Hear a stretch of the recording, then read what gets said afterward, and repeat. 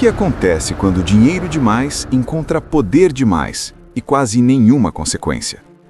O caso Jeffrey Epstein não é apenas uma história sobre crimes sexuais, não é apenas um escândalo envolvendo bilionários, não é apenas mais um episódio sombrio da política americana.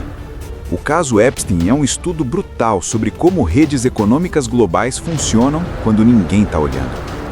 E talvez a pergunta mais desconfortável de todas seja esta: Epstein era apenas um criminoso isolado ou uma engrenagem dentro de algo muito maior? Jeffrey Epstein não era um magnata tradicional. Ele não construiu uma empresa global, não criou um produto revolucionário, não fundou um império tecnológico.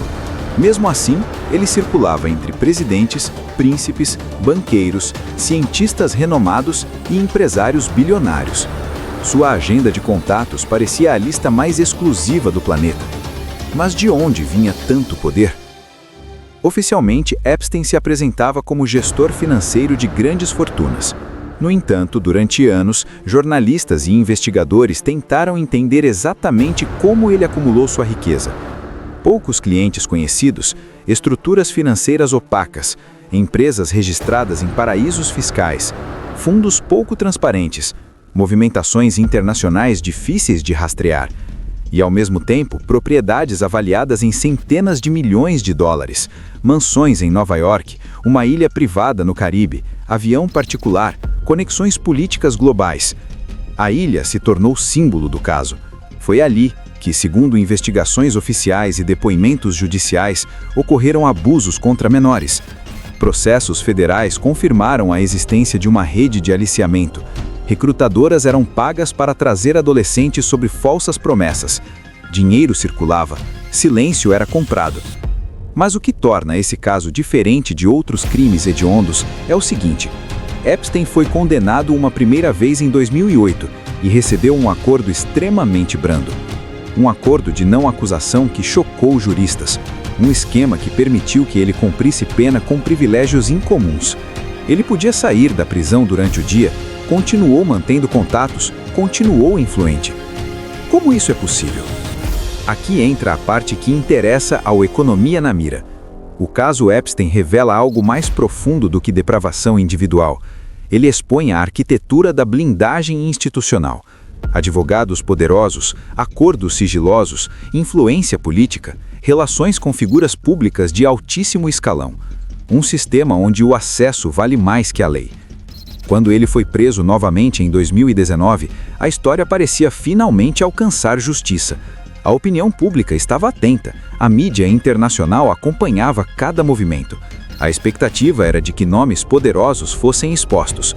Então veio a morte na prisão, oficialmente classificada como suicídio, mas cercada de falhas.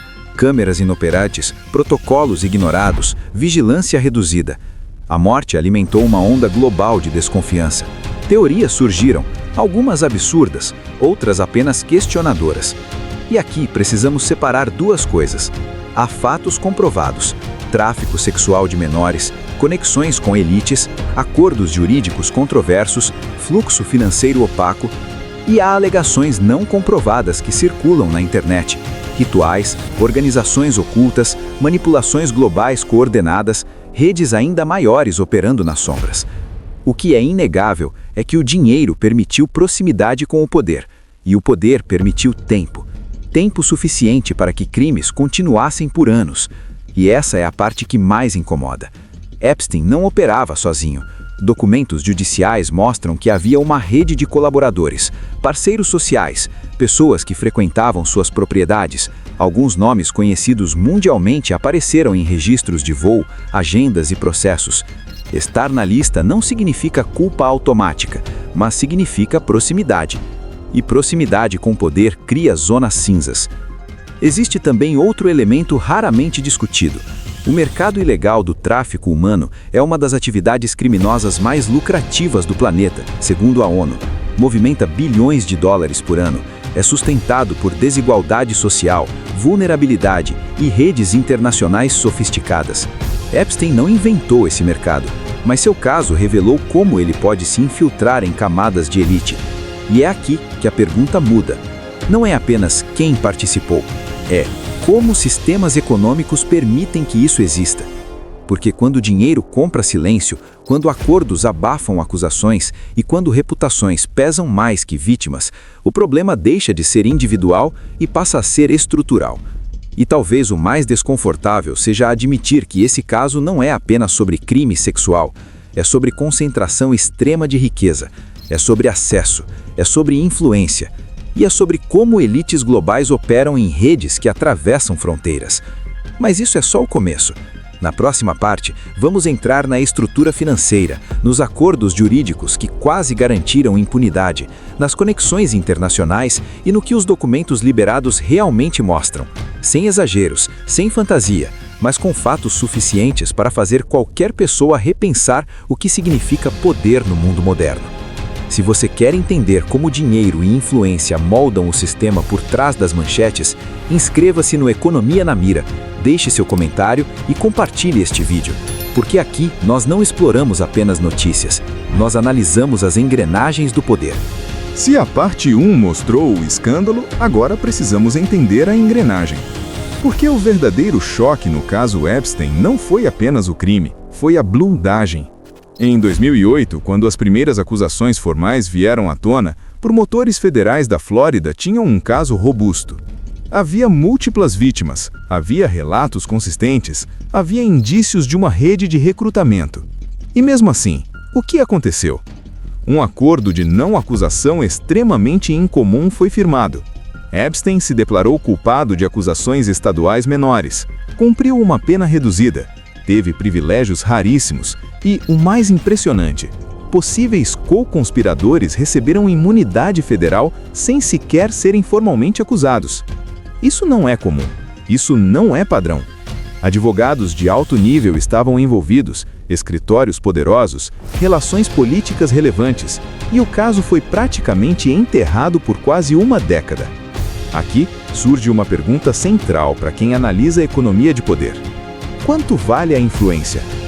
Epstein mantinha relações com ex-presidentes, membros da realeza britânica, bilionários do setor financeiro, líderes acadêmicos e executivos do Vale do Silício.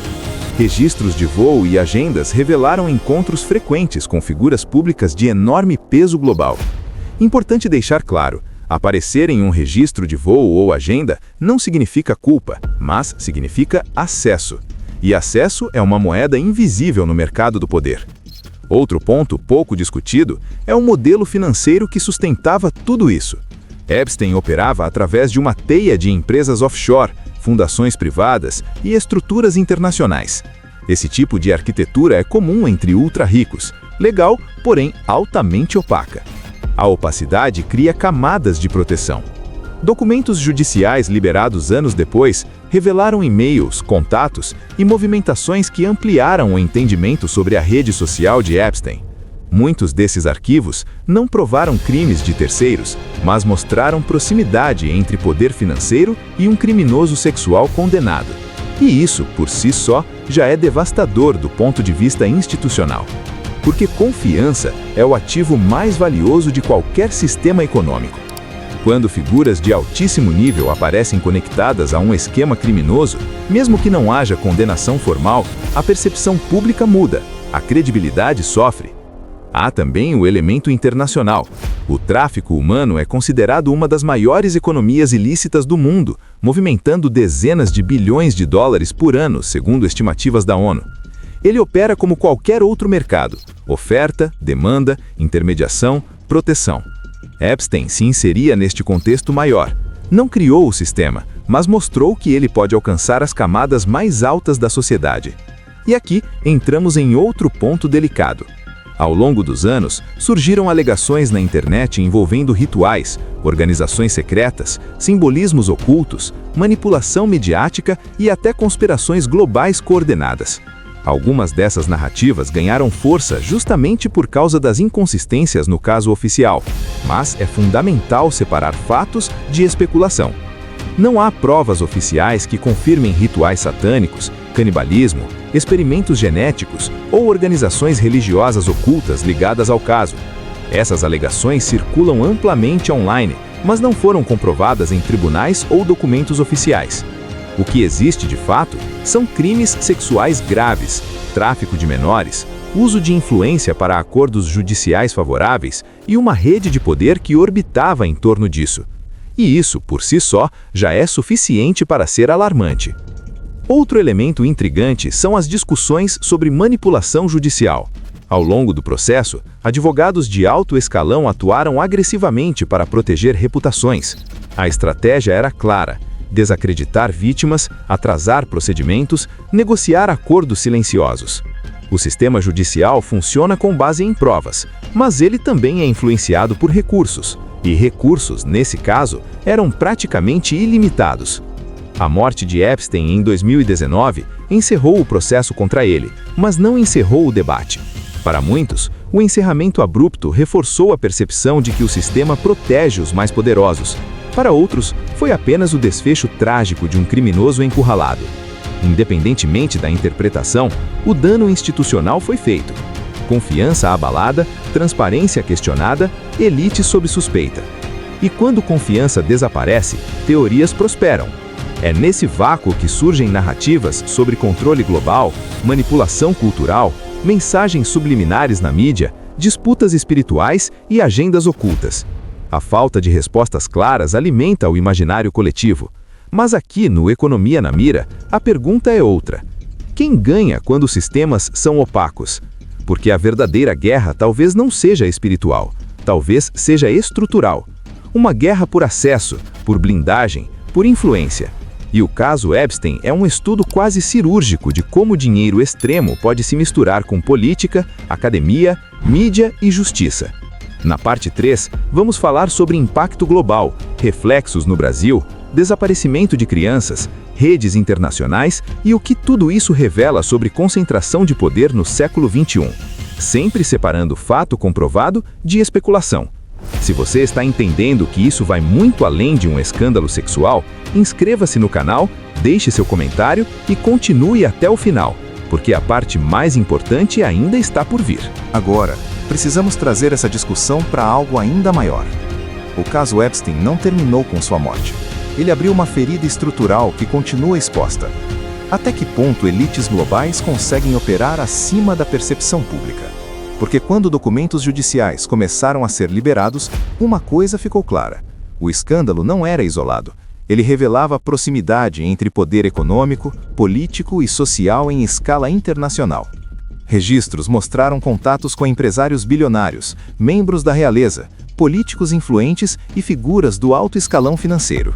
Mais uma vez, é essencial reforçar: proximidade não é condenação, mas revela acesso. E acesso, no topo da pirâmide global, é tudo. A grande questão não é apenas quem esteve envolvido, é como redes de influência funcionam. Pessoas extremamente ricas não vivem apenas em um país, elas operam globalmente. Seus investimentos atravessam fronteiras. Seus contatos incluem chefes de Estado, banqueiros centrais, donos de conglomerados de mídia, líderes acadêmicos. Isso cria um ecossistema fechado. E quando um escândalo explode dentro desse ecossistema, o impacto não é apenas jurídico, é sistêmico. O tráfico humano, segundo organismos internacionais, movimenta bilhões de dólares todos os anos. Ele prospera onde há vulnerabilidade social, desigualdade extrema e fiscalização fraca. Ele se infiltra tanto em regiões pobres quanto em ambientes sofisticados. No Brasil, por exemplo, o desaparecimento de crianças é um problema real e documentado. Dados do Fórum Brasileiro de Segurança Pública mostram milhares de registros anuais de desaparecimento, embora muitos casos sejam solucionados. Isso não significa que exista conexão direta com o caso Epstein, mas revela uma vulnerabilidade estrutural. E vulnerabilidades são exploradas por redes criminosas. Ao longo dos anos, surgiram alegações de que Epstein teria interesse em expandir operações ou adquirir propriedades estratégicas em diferentes regiões do mundo. Muitas dessas afirmações circularam online, mas não foram comprovadas oficialmente. O que podemos afirmar com segurança é que ele utilizava ilhas privadas, imóveis isolados e ambientes controlados como parte de sua rede. E aqui, entramos na parte mais importante para o DNA do Economia na Mira. O caso Epstein mostra como concentração extrema de riqueza pode gerar distorções institucionais. Quando alguém possui recursos quase ilimitados, pode contratar os melhores advogados, pode financiar campanhas, pode influenciar universidades, pode circular em ambientes onde decisões globais são tomadas. Isso não é teoria, isso é estrutura. E quando essa estrutura falha, a confiança pública entra em colapso. A morte de Epstein encerrou o processo contra ele, mas não encerrou as perguntas. Por que o acordo de 2008 foi tão favorável? Quem sabia o quê? Por que tantos anos se passaram até que o caso ganhasse atenção nacional? Como um indivíduo com histórico conhecido continuou operando por tanto tempo? Essas perguntas são legítimas, e quando respostas demoram, o espaço é ocupado por teorias cada vez mais radicais. Narrativas sobre controle cultural, manipulação midiática, agendas ocultas e guerras espirituais ganharam força, justamente pela sensação de impunidade. Mas aqui é onde precisamos manter os pés no chão. Não há provas oficiais que confirmem rituais satânicos, canibalismo, experimentos genéticos secretos ou organizações religiosas controlando elites globais através desse caso. Essas alegações circulam amplamente na internet, mas não foram comprovadas por investigações formais. O que há de comprovado já é suficientemente grave. Tráfico de menores, abuso sistemático, uso de poder para minimizar punições e uma rede de contatos com figuras extremamente influentes. E talvez essa seja a verdade mais desconfortável. Não precisamos de elementos sobrenaturais para explicar o caso. O dinheiro e o poder já são forças suficientemente capazes de distorcer sistemas. A verdadeira guerra pode não ser espiritual, pode ser institucional. Uma guerra entre transparência e opacidade, entre responsabilidade e blindagem, entre justiça comum e justiça seletiva. O caso Epstein é um retrato do que acontece quando riqueza extrema encontra vulnerabilidade social. E isso não é exclusivo dos Estados Unidos, é uma reflexão global. Quem vigia os vigilantes? Quem fiscaliza quem financia campanhas? Quem controla bilhões? Enquanto essas perguntas não tiverem respostas claras, escândalos como esse continuarão alimentando desconfiança. E desconfiança, quando generalizada, corrói democracias. Se você chegou até aqui, você já percebeu que essa história vai muito além de um crime isolado. Ela fala sobre estrutura de poder no século XXI. E agora eu quero saber de você.